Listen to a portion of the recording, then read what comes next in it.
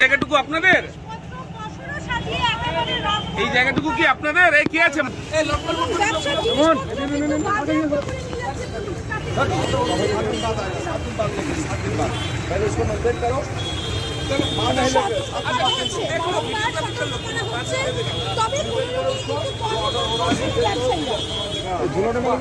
দারুণ ব্যাপার। হ্যাঁ, এগুলো কার? এগুলো কার?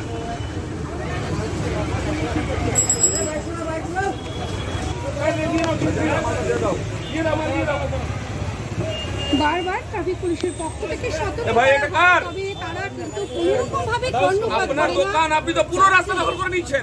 পুলিশকে কিন্তু রাস্তায় নামতে ন্যাচারাল হয়েছে। অবস্ট্রাকশন, গাছ আছে সেটা আলাদা জিনিস। আপনারা তো পুরো দখল করে, গাছের আড়াল দিয়ে আপনারা পুরো রাস্তাটাকে খেয়ে নিয়েছেন এখানে।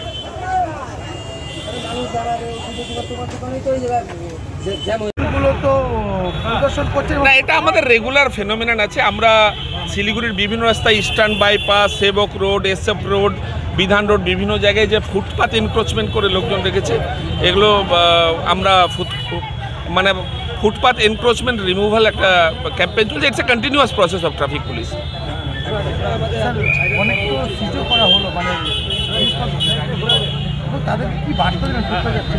মানে ফুটপাতে যেন কোনো দোকান না থাকে, মানে ফুটপাত ছাড়াও নিজের জায়গায় সবাই দোকান করুক। ফুটপাত তো অ্যাকচুয়ালি মানুষের যাতায়াতের রাস্তা। নর্মালি কি হচ্ছে, ফুটপাত যেহেতু এনক্রোচড হয়ে থাকছে, মানুষ মানে ব্ল্যাক টপে চলে যাচ্ছে এবং দ্যাটস ওয়াই অ্যাক্সিডেন্ট হচ্ছে।